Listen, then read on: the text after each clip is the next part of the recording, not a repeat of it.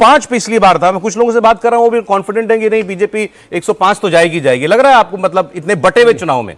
हाँ बिल्कुल, हमको लग रहा है कि जो 2014 में 122 मिली थी और 19 में 105, इन दोनों के बीच में कोई आंकड़ा होगा। एक इंटरेस्टिंग फैक्ट है छोटा सा, वो ये कि आप देखिए जितने नेता, 6 पार्टियां हैं, 6 पार्टियों में सभी नेताओं को देखिए, जो भी मुख्यमंत्री पद के दावेदार हैं या हो सकते हैं, उनमें से शरद पवार सहित मैं कह रहा हूँ अकेले देवेंद्र फडणवीस हैं जिन्होंने 5 साल का निर्वाचित कार्यकाल पूरा किया है बिल्कुल मुख्यमंत्री के रूप में। शरद पवार चाणक्य कहे जाते हैं महाराष्ट्र की राजनीति के, वो भी 5 साल का कार्यकाल लगातार पूरा नहीं कर पाए हैं। 3 बार या 4 बार मुख्यमंत्री रहे और छोटे छोटे कार्यकाल रहे, वो सब मिला के 5 साल से ज़्यादा हो जाएगा, लेकिन निर्वाचित कार्यकाल जो 5 साल का होता है वो पूरा किया हो ऐसा कोई नेता नहीं है देवेंद्र फडणवीस। मैंने आपसे बीजेपी 100 के पार जाएगी सवाल इसलिए पूछा क्योंकि कांग्रेस और उद्धव ठाकरे शिवसेना की जो तैयारी कल से चल रही है, होटल बुक हो रहे हैं, मुंबई में विधायकों को बुलाया जाएगा, उनकी उम्मीद इस बात पर ज्यादा है कि क्लियर मैंडेट शायद किसी को ना मिले, बीजेपी डाउन रहे, उसके लिए उनके लिए बड़ा जरूरी है। देवेंद्र, निश्चित तौर पर तैयारियां वैसे ही दिख रही है कि ऑलरेडी विधायकों को बोल दिया गया उनको कि जीतने के बाद आप सीधे सीधे मुंबई पहुंचेंगे, और वहां से ये प्लानिंग भी की गई है कि कर्नाटक लेके जाना है या तेलंगाना लेके जाना है। तो ये तैयारी अच्छा, ये तैयारी ज़्यादा इस लिहाज से है क्योंकि उनको पता है कि अगर नंबर थोड़े इधर उधर रहे तो बीजेपी क्या कर देगी। तो 2-3 उदाहरण देखने के बाद उन्होंने पहले से इस बार सतर्कता। बीजेपी ने भी कोई रिजॉर्ट बुक किए? नहीं, बीजेपी ने अभी कुछ भी ऐसा नहीं किया है, लेकिन पहले बीजेपी जो करते रही है उस बात को लेकर आपने देखा होगा कि हाल के कुछ पिछले 2-3 चुनाव में कांग्रेस पार्टी अब ज्यादा सतर्कता बरतती है। बीजेपी को उम्मीद है और लगभग वो मान के चल रहे हैं कि बहुत आसानी के साथ उनकी सरकार बन रही है, और ये वोटिंग के बाद के भी लगातार बूथ वाइज जो फीडबैक उनके पास कल आया है, कल रात में, पहले तो वो इंतजार कर रहे थे कि चुनाव आयोग का वो डाटा मिल जाए जो कि महिला और पुरुष इन दोनों के वोटों में कितना फर्क रहा, पिछली बार की तुलना में कितना फर्क रहा है, ये आकलन हर सीट वाइज कर लिया जाए। तो ये डाटा इलेक्शन कमीशन की तरफ से कल जारी किया गया, झारखंड की तरफ से परसों ही दे दिया गया था झारखंड का, लेकिन महाराष्ट्र का कल दिया गया था। कल दिन भर उस पर अध्ययन किया गया और कल रात में एक बार फिर से वो ये लगभग इस नतीजे पे हैं कि बीजेपी 100 से ज्यादा होगी और सरकार बन रही है। लेकिन देखिए सर, ये जो है ना दावों का सिलसिला है, और इसी दावे के सिलसिले में प्रवीण दरेकर का एक दावा सामने आ चुका है। बड़ी खबर आपको दे दे, जब तक देखिए नतीजे बाहर नहीं आ जाते, हर नेता अपने आप को जीता हुआ मानता है, हर गठबंधन अपने आप को जीता हुआ मानता है। प्रवीण दरेकर भी कह रहे हैं इसमें कोई दो राय नहीं, कोई शंका नहीं, हमारी सरकार बनने जा रही है और पूरी ताकत के साथ बनेगी। लेकिन एक एक करके उन तमाम चेहरों पर बात कर लेना बहुत जरूरी हो जाता है जिनकी सियासी प्रतिष्ठा स्टेक पर लगी हुई है, चाहे वो एकनाथ शिंदे हो, चाहे उद्धव ठाकरे हो, शरद पवार हो, अजीत पवार हो, और वो तमाम चेहरे भी जिन्होंने दल छोड़े, परिवार छोड़े, जिन्होंने परिवार तोड़ा। हम एकनाथ शिंदे की बात कर रहे हैं। एकनाथ शिंदे अगर यहां से बड़ी ताकत दिखा पाते हैं तो क्या वो मुख्यमंत्री बनेंगे? बीजेपी के अंदर देवेंद्र क्या चर्चा हो रही है, क्योंकि चर्चाएं ये थी कि अब तो नतीजे ही बताएंगे मुख्यमंत्री कौन बनेगा। निश्चित तौर पर बीजेपी की कोशिश होगी कि अगर उनकी सरकार बनती है और उनके नंबर 100 से ज्यादा होते हैं तो बीजेपी का एक बड़ा धड़ा, संपूर्ण बीजेपी की बात मैं नहीं कर रहा हूं, बीजेपी का एक बड़ा धड़ा ये जरूर चाहेगा कि बीजेपी का मुख्यमंत्री हो और देवेंद्र फडणवीस हो। संघ ये जरूर चाहेगा कि देवेंद्र फडणवीस ही मुख्यमंत्री हो। जो सोर्सेज के द्वारा हमें जानकारी मिलती है उसके हिसाब से शायद चुनाव वोटिंग से 15 दिन पहले इनडायरेक्टली देवेंद्र फडणवीस को एश्योरेंस भी दिया गया है कि अगर बीजेपी 100 से ज़्यादा आती है तो मुख्यमंत्री के तौर पे आपकी क्षमता को लेके हम लोग निश्चिंत हैं, इस तरह का शब्द कहा गया था। उससे आप मान के चल सकते हैं कि हाँ, संघ पूरी तरह से उनके साथ खड़ा रहेगा। लेकिन बीजेपी में एक सेक्शन ये ज़रूर है जो ये चाहेगा कि शिंदे को ही कंटिन्यू कराया जाए, क्योंकि उसी चेहरे के साथ आप चुनाव में गए हैं, ऐसा रिजल्ट मिला है, और फिर ये मैसेज ना दे दिया जाए कि शिवसेना को हमने इस्तेमाल किया फिर छोड़ दिया, जो कि उद्धव ठाकरे बार बार इस बात को कहते रहे हैं। और पिछले दिनों जब अमित शाह गए थे चुनाव के दरमियान तो उन्होंने ये ज़रूर कहा था कि अगला विधानसभा चुनाव होगा तो बीजेपी का मुख्यमंत्री अपने दम पर होगा, तो तैयारी हमें वैसी करनी है। तो ये चीज़ तो उन्होंने कार्यकर्ताओं को कहा था। इस बार के चुनाव में निश्चित तौर पे वो देखने वाली बात होगी, लेकिन जो बड़ा धड़ा है मोटे तौर पे ये मान के चलिए कि बीजेपी 100 से ज्यादा आ रही है। तो शायद ये चर्चाएं मीनाक्षी शुरू हुई थी एक सभा में जब अमित शाह ने कहा था कि मैं जहां जा रहा हूं महाराष्ट्र में घूम रहा हूं, सब कह रहे हैं देवेंद्र भाई को जिताना है, तो उस दिन लगा कि इंडोर्स कर लिया है, मतलब कि बीजेपी ने साफ साफ कह दिया कि हम जीते तो हमारा मुख्यमंत्री बनेगा, देवेंद्र फडणवीस मुख्यमंत्री बनेंगे। दोनों ही धड़ों में ये पहली लड़ाई तो चुनाव जीतने की, फिर दूसरी शुरू होगी, मुख्यमंत्री कौन बनेगा? सचिन, जी बिल्कुल, मैं देवेंद्र जी की बात से बिल्कुल सहमत हूँ कि देवेंद्र फडणवीस को कहीं ना कहीं एक हिंट दे दी गई थी, जिसके कारण जो आखिरी के जो वोट गिनने से कुछ आखिरी के जो 15-20 दिन है, उन्होंने काफ़ी एग्रेसिवली प्रचार किया, काफ़ी एग्रेसिवली रैली किया। उसके बाद जो है उनका एग्रेशन देखने मिला और उस वक्त जो है एकनाथ शिंदे थोड़ा से उनके तुलना में थोड़ा से डाउन दिखे, हालांकि वो भी पुरजोर कोशिश कर रहे थे। लेकिन वहाँ पर मराठवाड़ा में एक बार अमित शाह ने रैली की, पश्चिम महाराष्ट्र और मराठवाड़ा में, तो उन्होंने एक रैली में बात कही थी कि हमें देवेंद्र को जिताना है, बीजेपी को जिताना है। तो उससे यह अनुमान लगाएगा कि वो देवेंद्र फडणवीस को जो है सीएम बनाना चाहते हैं। हालांकि दूसरे दिन उन्होंने प्रेस कॉन्फ्रेंस ली थी मुंबई में और ये कहा था कि हम चुनाव के बाद सब तय करेंगे।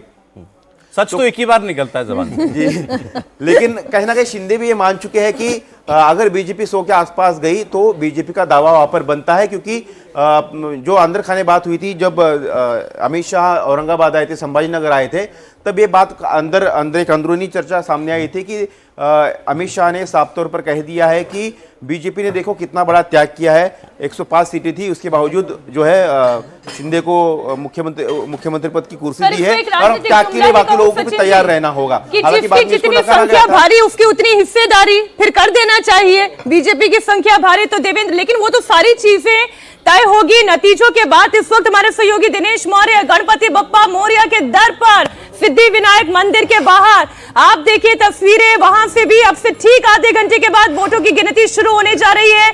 महाराष्ट्र की 288 सीटों पर वोटों की गणना अब से ठीक आधे घंटे के बाद। न केवल बात महाराष्ट्र की 288 सीट की, झारखंड की 81 सीट पर जनादेश क्या आया है। उत्तर प्रदेश की 9 विधानसभा सीटों पर उपचुनाव में जनता का फैसला पीटीए के साथ है या बटेंगे कटेंगे बाबा के नारे के साथ है। आज ये सब तय हो जाएगा। प्रियंका गांधी वाड्रा क्या वायनाड में चुनाव जीत रही हैं? आज ये तस्वीर भी क्लियर हो जाएगी, क्योंकि यहां से उनकी एक नई किस्म की राजनीतिक बारिश शुरू होगी। सांसद बनती हैं तो बहन और भाई दोनों एक साथ लोकसभा में दिखाई देंगे। दिनेश मौर्य हमारे साथ जुड़े हुए हैं। दिनेश, बप्पा का आशीर्वाद आज किससे मिलेगा ये तो जनता पहले ही बता चुकी है। आज तो नतीजों का दिन है। अब से ठीक 29 मिनट के बाद पोस्टल बैलेट की गणना सबसे पहले, लेकिन वहां की तस्वीरें जरा आप बताएं।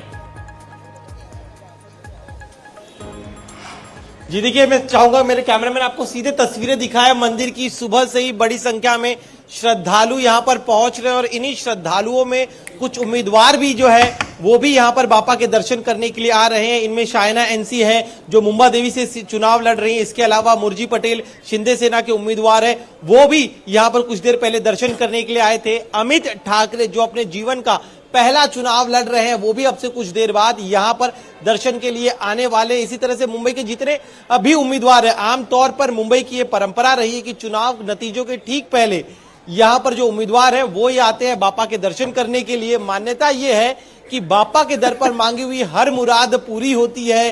चुनाव में वैसे तो जीतता एक ही है, लेकिन इस चूंकि ये मान्यता है, इसी मान्यता के तहत तमाम उम्मीदवार यहां पर आते हैं, बापा का आशीर्वाद लेते। अब तक जो 2 उम्मीदवार यहां पर आए उन सभी का कहना था कि ठीक दिनेश, इस बार देखिए जनता की तरह ईश्वर ने भी पहले ही तय कर रखा होगा क्या करना है चुनाव में, लेकिन सब लोग जाके अपनी अपनी अर्जी लगा रहे हैं। एक आपको बड़ी इंटरेस्टिंग तस्वीर दिखाता हूं। हरियाणा टू महाराष्ट्र जलेबी पहुंच चुकी है, जलेबी बन रही है बीजेपी के मुख्यालय पर। महाराष्ट्र में तैयारी पूरी हो गई है। अभी राहुल गांधी ने हरियाणा में एक ऐसी बात कह दी है, हर चुनाव में भारतीय जनता पार्टी ने हलवाइयों के ऑर्डर बदल दिए हैं। मोतीचूर के लड्डू की जगह अब सब जगह जलेबी के ऑर्डर दिए जाते हैं, तो वही आपको दिखाई दे रहा है। महाराष्ट्र में जलेबी बन रही है। देवेंद्र कल हमको ये बता रहे थे कि जो वैसे भी जो तैयारियां होती हैं काउंटिंग डे के लिए, हरियाणा में बीजेपी उतनी उत्साहित नहीं थी, नहीं लग रहा था कॉन्फिडेंस है, तो उतनी वैसी तैयारी नहीं थी। इस बार है बिल्कुल सौरभ, हरियाणा के चुनाव के ठीक एक दिन पहले शाम में ये तय किया गया कि अच्छा ठीक है थोड़ी सी व्यवस्था कर देते हैं, और बहुत मामूली तौर पे किया गया। दूसरी चीज़ की सिर्फ ब्रेकफास्ट का अरेंजमेंट किया गया ये सोच के कि ब्रेकफास्ट निपट जाएगा, सब कुछ निपट जाएगा। और जब नतीजे बदलने शुरू हुए सौरभ, तो ऐसा हुआ कि ब्रेकफास्ट के लिए जो सामग्री बनाई गई थी लंच में भी उसे ही बनवा के उसी का इस्तेमाल किया गया था। तो वो एक सिंबल था इस बात का कि बीजेपी का जो अपना फीडबैक था वो हरियाणा चुनाव को लेकर क्या था। इस बार पिछले 3 दिनों से तैयारी चल रही है, बड़ी तैयारी चल रही है, क्योंकि पार्टी का जो फीडबैक है दोनों ही राज्यों को लेकर वो बहुत ज़्यादा लगभग भरोसे में है कि दोनों जगह उनकी सरकार बन रही है। अब ये जलेबी बटने की नौबत आएगी, कोई तो खाएगा ही। अब कार्यकर्ता ही खाकर निपटा देंगे या फिर मेहमानों के लिए बचाने की नौबत देखिए आएगी। हमारे लिए तो दोनों ही सूरत में जलेबी है, किसी की सरकार बने। आप रात 10 बजे तक यही हैं, आप इस मुगालते में मत रहिए। चलिए सर, ऐसा 7:33 हो गया। 8 बजे पहला आंकड़ा हम लोग उम्मीद करते हैं 8:05-8:07 तक आ जाएगा। तो राहुल गांधी की राजनीति चलती है खटाखट। आज इंडिया टीवी पर गाड़ी चलेगी सर फटाफट, चलती गाड़ी आपको पकड़नी पड़ेगी, बड़ी तेजी के साथ नंबर हम आपको दिखाएंगे। आपके सामने जो स्क्रीन है जरा उस पर एक नजर डालिएगा आप। नीचे महाराष्ट्र और झारखंड, दाईं तरफ आपके उत्तर प्रदेश, क्योंकि झारखंड और महाराष्ट्र की गर्मी एक तरफ, उत्तर प्रदेश का तापमान एक तरफ। 9 सीटों पर अलग ही वहां पर काम चल रहा है। समाजवादी पार्टी तो बिल्कुल ऐसी फायर हुई पड़ी है और बीजेपी पूरी तरीके से कॉन्फिडेंट है कि जो लोकसभा चुनाव में हुआ वो एक तुक्का था जो कांग्रेस और समाजवादी पार्टी का लग गया, लेकिन अब दोबारा वो तीर नहीं लगने वाला है। और बाईं तरफ आपको अलग अलग सारे वीआईपी जो उम्मीदवार हैं उनके बारे में पता चलता रहेगा। इसके अलावा अलग अलग पार्टियों का क्या हाल है महाराष्ट्र में, झारखंड में, वो आपको अपने स्क्रीन के बाईं तरफ वो पता चलता रहेगा। सबसे बड़ा जो देखने वाली बात होगी महाराष्ट्र में, जैसे अभी इस वक्त आपको दिखाई दे रहा है बीजेपी प्लस मतलब महायुति, कांग्रेस प्लस मतलब महाविकास आघाड़ी, ये 145 के कितना करीब पहुंचते हैं, या अगर ये चुनाव ऐसा है जैसे एग्जिट पोल्स प्रेडिक्ट कर रहे हैं भारतीय जनता पार्टी के लिए, तो उम्मीद करनी चाहिए 12, साढ़े 12, 1 बजे तक 145 के ऊपर आपको महायुति पहुंचती हुई दिखाई दे। लेकिन हरियाणा के बाद कुछ भी हो सकता है, इसलिए कुछ भी अभी जल्दबाजी, कुछ भी कहना जल्दबाजी होगी। अब देखिए जरा इस स्क्रीन पर भी एक नजर आप डालें, यहां पर आपको ऑल ओवर रीजन की तस्वीर समझ में आएगी, ऑल ओवर महाराष्ट्र की पिक्चर समझ में आएगी। 288 सीटों पर तमाम सियासी दल और उनके नेताओं के चेहरे आपके सामने। भारतीय जनता पार्टी कितनी सीटों पर लीड लेगी, अब से कुछ ही मिनटों के बाद पहला रुझान इंडिया टीवी पर आप देखेंगे और यहां पर आंकड़े बड़े तेजी से बदलेंगे। एकनाथ शिंदे क्या परिवारवादी राजनीति का यहीं से दी एंड कर देते हैं, ये आज तय हो जाएगा। अब रीजन वाइज अगर बात करें, विदर्भ का रीजन जो बड़ा ही कॉम्प्लेक्स रीजन रहा, यहाँ पर कांग्रेस लोकसभा चुनाव की तरह ही इस बार भी बाजी मार पाती है, क्या बीजेपी को रोक पाती है। 36 सीटें ऐसी जहां पर डायरेक्ट बीजेपी का मुकाबला कांग्रेस पार्टी से। उत्तर महाराष्ट्र की बात करें जहां से आती है 36 सीट, यहां पर महायुति वर्सेस महाअघाड़ी, किसका पलड़ा कितना भारी। अगले रीजन की बात करें, किस तरीके से बीजेपी पश्चिम महाराष्ट्र में आगे अपनी लीड बना पाती है। कुल 66 सीटों में पश्चिम महाराष्ट्र में, जहां से बारामती जैसा क्षेत्र, क्या औरंगाबाद जैसा क्षेत्र, यहां पर क्या तस्वीर दिखाता है। ठाणे, कोंकण, एकनाथ शिंदे की ताकत कितनी नजर आती है, वो तस्वीर आपको, वो आंकड़े, वो रुझान आपको यहां पर स्क्रीन पर दिखाई देंगे। मराठवाड़ा की लड़ाई, मराठी वोट किसके साथ, जो जरांगे पाटिल का लगातार ताकत का प्रदर्शन रहा, चुनावों में खड़े होना, चुनावों में फिर बैठ जाना, शरद पवार की राजनीतिक सूझबूझ समझ या फिर मराठाओं को मनाने में एकनाथ शिंदे कामयाब रहे। और ये तेजी से मुंबई में बढ़ती हुई डबल डेकर गाड़ियों की तस्वीर आपके सामने। मुंबई जिसने जीता उसका सत्ता तक पहुंचना एक तरीके से कहें एक नई कहानी लिख देता है, ये संभव कर देता है। मुंबई में शहरी इलाके में बीजेपी भारी या उद्धव ठाकरे की सेना भारी, वो तस्वीर आपको यहां पर नजर आएगी। और देखिए कुछ वीआईपी चेहरे, एकनाथ शिंदे के अपनी सीट पर क्या होने जा रहा है। देवेंद्र फडणवीस विदर्भ से चुनाव लड़ रहे हैं, नाना पटोले वो भी विदर्भ से आ रहे हैं इस बार। अजीत पवार इस वक्त बारामती में फंसे हुए हैं या उनकी गाड़ी निकलने वाली है। और पृथ्वीराज चौहान, बड़ा चेहरा कांग्रेस पार्टी का कराड़ दक्षिण से, उनकी किस्मत में क्या लिखा है। तो ये कुछ वीआईपी चेहरे आपको इस तरीके से हमारी स्क्रीन पर जो है वो पता चलते रहेंगे। लेकिन अगर हमारी स्क्रीन पर एक बार फिर आप वो क्षेत्रों वाला, रीजन वाला वो ग्राफिक एक बार डालिएगा, वो बात इस वक्त करना जरूरी है। उत्तर महाराष्ट्र, विदर्भ, मराठवाड़ा, मुंबई, ठाणे, कोंकण, इसके अलावा पश्चिम महाराष्ट्र। पहले विदर्भ की बात कर लेते हैं। 60 सीटों वाला विदर्भ, बीजेपी का परफॉर्मेंस यहां 2019 में ठीक रहा था। और जैसा मैंने आपको बताया, यहीं से नाना पटोले आ रहे हैं, महायुति के महाविकास आघाड़ी के मुख्यमंत्री पद के दावेदार। और देवेंद्र फडणवीस वो भी विदर्भ से आते हैं, नागपुर हेडक्वार्टर है आरएसएस का भी। इस लिहाज से विदर्भ बीजेपी के लिए कैप्चर करना बहुत इंपॉर्टेंट होगा। 2019 में हो चुका है समीर जी। और विजय वट्टीवार भी विदर्भ से ही आते हैं, जो विपक्ष के नेता है महाराष्ट्र के, वो भी वहीं से रहते हैं। और दोनों ने इस बार दावा किया है, मतलब विजय वट्टीवार ने भी ये बयान दिया था कि अगर महाविकास आघाड़ी की सरकार आती तो मैं भी मुख्यमंत्री का दावेदार हूं। नाना पटोले विदर्भ से, वो मुख्यमंत्री का दावेदार है। लेकिन इस वक्त कि विदर्भ में सबसे बड़ी चुनौती भारतीय जनता पार्टी के लिए होने वाली है इस बार, क्योंकि जिस तरीके से लोकसभा चुनाव के परिणाम आए थे, भारतीय जनता पार्टी को उम्मीदों से बहुत ज्यादा नुकसान हुआ। सिर्फ 2 सीटें नागपुर और अकोला भारतीय जनता पार्टी यहां से जीती थी, 8 सीटें भारतीय जनता पार्टी हार गई थी। इस बार देखना पड़ेगा कि वंचित बहुजन आघाड़ी यहाँ पर कैसा प्रदर्शन करती है। क्या उनका जो वोट बैंक है वो उनके पास रहता है, या भारतीय जनता पार्टी उसमें बड़ी सेंध लगा के वापस दे पाती है। देखिए 2019 में यहां पर बीजेपी गठबंधन ने 26 सीटें जीती थी, लीड घट गई। 2024 के लोकसभा चुनाव में 18 असेंबली सेगमेंट्स में उसको बढ़त थी। कांग्रेस गठबंधन को विदर्भ में अच्छी बढ़त मिली थी। अगला उत्तर महाराष्ट्र का जो क्षेत्र है, उत्तर महाराष्ट्र में 36 सीटें आती हैं। बीजेपी का गढ़ कहते हैं इसको। बीजेपी यहां पर ट्रेडिशनली अच्छा करती आई है इन 36 सीटों में। आप ये सोचें कि 2019 में 36 में से 26 सीटें यहां पर बीजेपी गठबंधन के पास थी, और इसको कमोबेश होल्ड भी किया 2019 के लोकसभा चुनाव में, जहां बाकी क्षेत्रों में बीजेपी को बड़ा नुकसान हुआ था, लेकिन उत्तर महाराष्ट्र को होल्ड करने में कामयाब रही थी। देवेंद्र, अनिश्चित तौर पर उत्तर महाराष्ट्र से इस बार भी पार्टी को काफी ज्यादा उम्मीद है। और सौरभ, एक जो रेफरेंस पॉइंट देखा जा रहा है बार बार लोकसभा चुनाव में, उस लोकसभा चुनाव के डाटा को भी अगर ठीक तरीके से देखें तो समझ में आएगा कि जो ऊपरी तौर पे नतीजों के तौर पे दिख रहा है, उस आधार पे इस विधानसभा का आकलन करना ठीक नहीं होगा। बीजेपी तब भी सबसे ज्यादा वोट हासिल करने वाली पार्टी थी।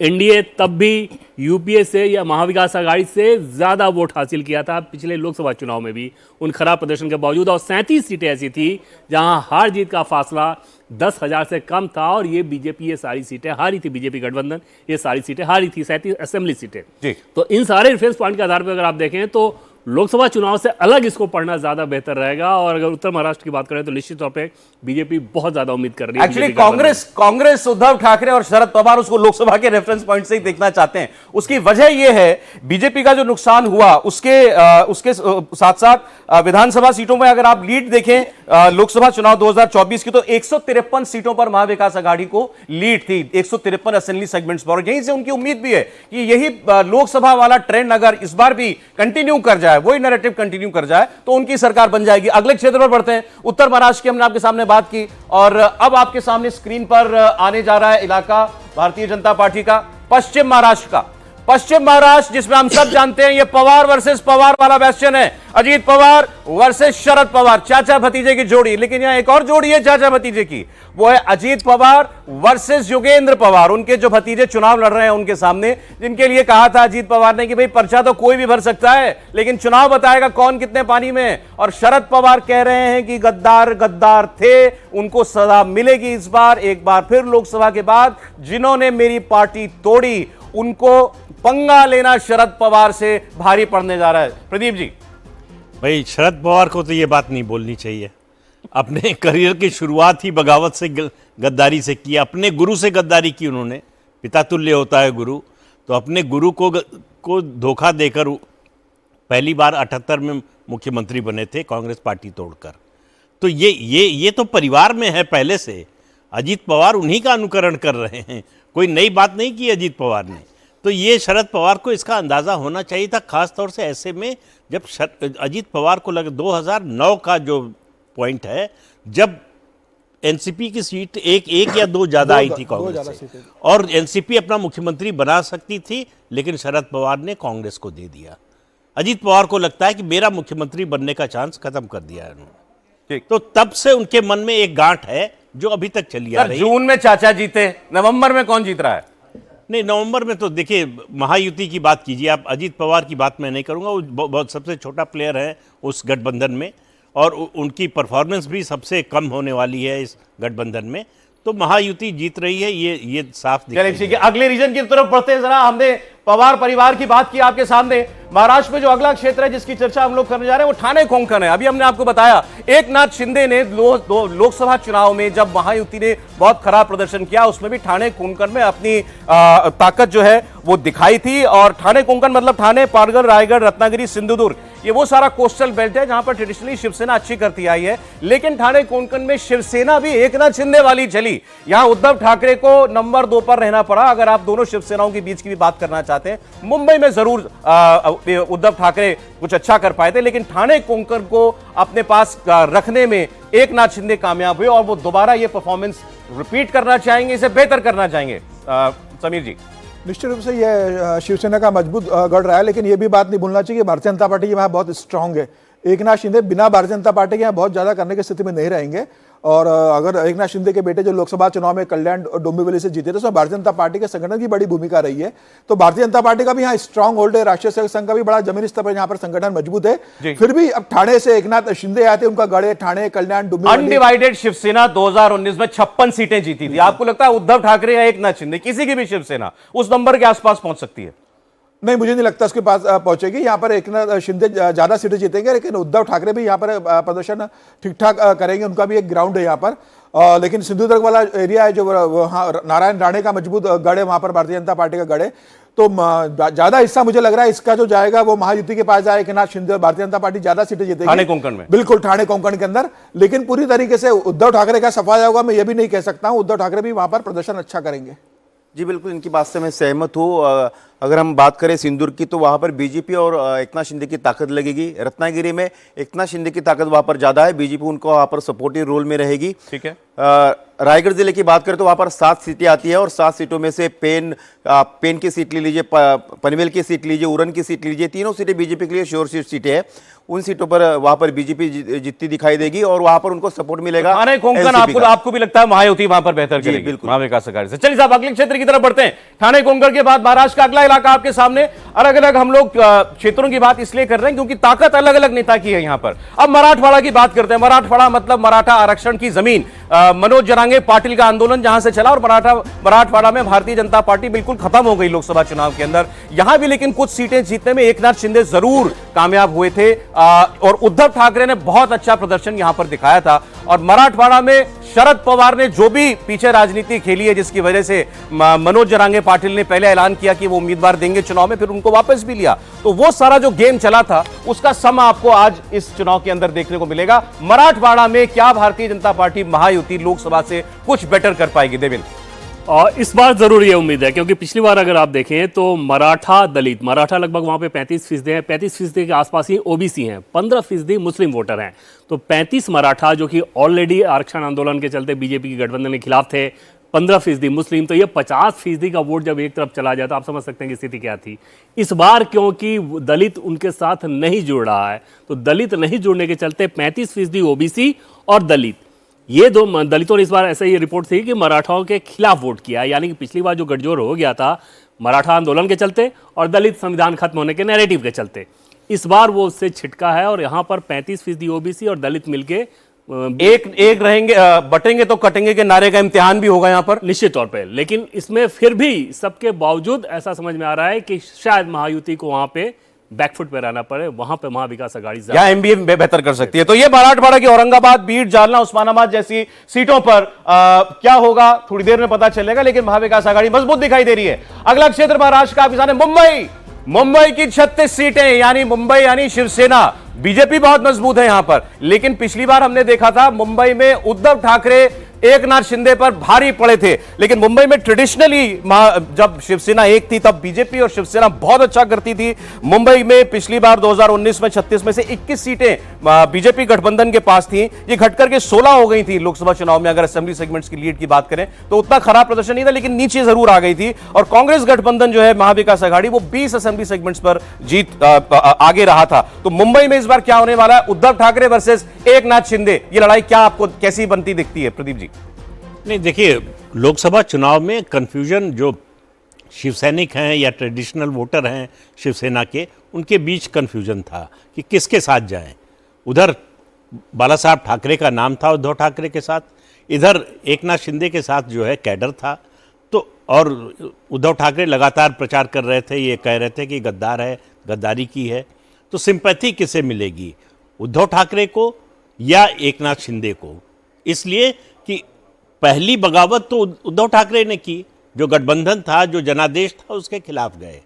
उसके बाद एकनाथ शिंदे ने उसी के विरोध में, मतलब बहुत से मुद्दे जुड़ गए थे, उन्होंने ये कदम उठाया।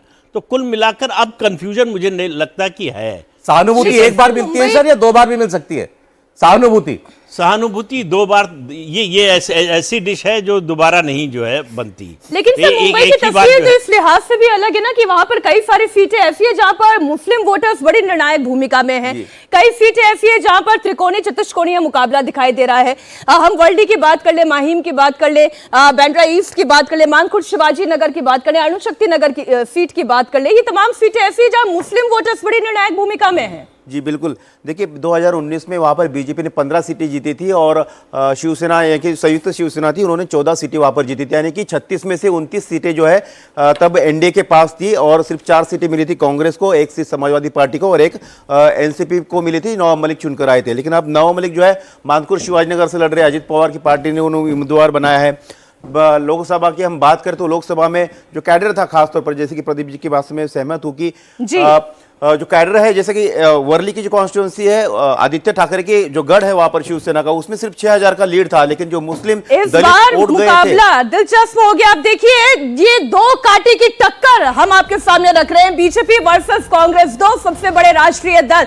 नाना पटोले जो कि खुद विदर्भ क्षेत्र से आते हैं, सागौली से वो चुनाव लड़ रहे हैं, वहीं दूसरी तरफ आप देवेंद्र फडणवीस को देख रहे हैं, नागपुर से वो चुनाव लड़ रहे हैं, आरएसएस का गढ़ है। क्या यहाँ की तस्वीर बदल सकती है? नाना पटोले जिन्होंने पहले ही कह दिया है कि हमारे नेतृत्व में 165 सीटों के साथ हम ये चुनाव जीतेंगे, हमारे नेतृत्व में इस वक्त सरकार बनती हुई नजर आएगी। 64 सीटें ऐसी है जहां पर सीधी सीधी लड़ाई बीजेपी वर्सेस कांग्रेस के बीच में है, वहीं 39 सीटें ऐसी जहां पर सीधी टक्कर पवार वर्सेस पवार, चाचा वर्सेस भतीजा।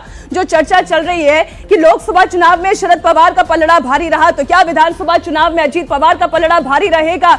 सचिन, समीर जी, क्या लगता है कौन ताकत ज्यादा भर पाएगा? देखिए, अगर भारतीय जनता पार्टी और कांग्रेस की जहां सीधी टक्कर है, मुझे लग रहा है वहां विदर्भ ज्यादा सीटें होंगी जहां दोनों के आपस में टक्कर होगी, लेकिन मुझे लग रहा है इस बार भारतीय जनता पार्टी उसमें बेहतर प्रदर्शन करेगी। विदर्भ भी देखे, जहां तक शरद पवार और अजित पवार की बात है, ये देखना होगा कि अजित पवार के साथ भारतीय जनता पार्टी का वोटर कितना जुड़ता है, जो बहुत लोकसभा में जुड़ा नहीं था। तो अजित पवार के साथ भारतीय जनता पार्टी का कार्यकर्ता कितना, संघ का कार्यकर्ता कितना जुड़ता है, वो अजित पवार की ताकत बढ़ेगी। अजित पवार अकेले इस स्थिति में नहीं रहेंगे कि वो शरद पवार को दे सके, क्योंकि शरद पवार के साथ कांग्रेस का ट्रेडिशनल वोट जो है वो एक बड़ी ताकत है वहां पर, और वहां पर एकनाथ शिंदे कोई बड़ी ताकत नहीं है। तो मुझे लग रहा है कि अजित पवार को भारतीय जनता पार्टी की ताकत की जरूरत पड़ेगी, और इस बार मुझे लग रहा है मुस्लिम वोटर मिलेगा या नहीं मिलेगा? देवेंद्र, मुस्लिम वोटर अजित पवार को मिलेगा या नहीं? और बीजेपी के साथ रह के मुझे नहीं लगता कि मिलेगा, भले ही वो ये कह दें कि कुछ पार्टिकुलर कंस्टिट्यूएंसी छोड़ दें, जैसे नवाब मलिक की बात कर लें या उनकी बेटी की, ऐसे छोड़ दें, तो मेजॉरिटी लेवल पे नहीं मिलने वाला है। बीजेपी के साथ रहिएगा, उसके बाद उम्मीद कीजिएगा कि बटे हुए कटे हुए नारे का सिर्फ विरोध कर दें तो मुस्लिम वोट आ जाए, ऐसा नहीं होने वाला। इस चर्चा तो ये चल रही है कि क्या चाचा भतीजे फिर एक हो जाएंगे चुनाव के बाद, अजित पवार फिर तो नहीं चले जाएंगे उधर? इसके इस लिहाज से मुझे लगता है, इस उम्मीद के लिहाज से तो पूरा इंडिया गेट खुला हुआ है, वो कभी भी ये काम हो सकता है, और उसमें कोई बड़ी दिलचस्प बात है, जो दरवाजा बाहर की तरफ जाता है वही दरवाजा भीतर की तरफ भी आता है। एक और तस्वीर आपके सामने, एकनाथ शिंदे वर्सेस उद्धव ठाकरे। अगर एकनाथ शिंदे इन 53 सीटों पर उद्धव ठाकरे को पीछे करने में कामयाब होते हैं, तो यहां से एक तस्वीर साफ हो जाएगी कि परिवारवादी राजनीति से निकलकर कोई बागी भी अपनी ताकत बढ़ा सकता है। तो वो 53 सीटें, प्रदीप जी, एकनाथ शिंदे वर्सेस उद्धव ठाकरे। नहीं, ये तो लोकसभा चुनाव ने तय कर दिया था कि दोनों में शिवसेना की लिगेसी किसके पास है। अब ये सीटें जो है विधानसभा की जो है, उनमें लगता है और ज़्यादा ये क्लियर हो जाएगा कि शिवसेना की लिगेसी किसके पास है, और एकनाथ शिंदे उसमें आगे हैं, इसमें कोई शक नहीं है। कितना आगे होते हैं और उद्धव ठाकरे कितना पीछे जाते हैं, ये चुनाव नतीजा तय करेगा, लेकिन कौन फ्रंट रनर है इसमें कोई शंका नहीं। एकनाथ शिंदे